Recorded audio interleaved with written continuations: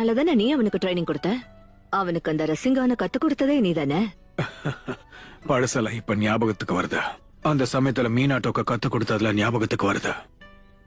Minato, நமிகாசே, நருட்டோவும் அவன மாதிரியே தான் இருக்கான்.